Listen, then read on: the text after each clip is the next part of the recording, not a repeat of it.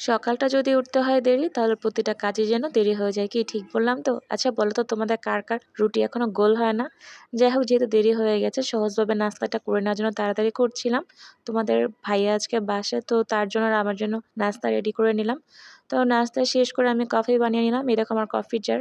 যাই হোক আমার যা আছে তা দিয়েই আমি সংসারটা সাজিয়েছি।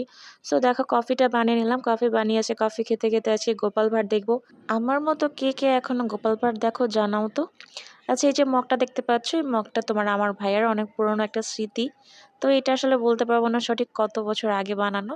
যাই হোক তো কফি খেতে দেখলাম তোমাদের ভাই বাজার নিয়ে আসছে আজকে মলা মাছ নিয়ে এসেছে। তো মলা মাছ কাটতে হবে তার জন্য আমি ভাতটা বসিয়ে দিলাম। তো এখন মাছগুলো কেটে নিয়েছি আর দেখো রান্নাটাও আস্তে বসিয়ে দিচ্ছি। আজকে যেন বড্ড দেরি হয়ে গিয়েছিল। আর বলো তো তোমাদের কি অবস্থা? গতকাল যে ভূমিকম্প হয়েছে, তোমাদের ফ্যামিলির সবাই কেমন আছেন? খোঁজ নিয়েছো? তোমরা কমেন্টে কিন্তু জানিও।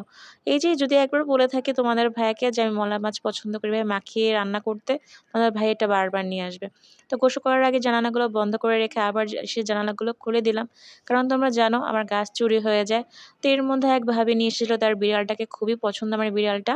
তো তার মধ্যেই দেখো আমি যে গাছের যত্ন নিয়ে নিলাম একটু, তার মধ্যে দেখো সন্ধ্যাও হয়ে গেছে। তো তোমাদের কাছে কেমন লাগলো আজকের ব্লগটা জানিও। আর এই দেখো আমি কিন্তু সন্ধ্যায় আজকে খাবার খেয়েছি।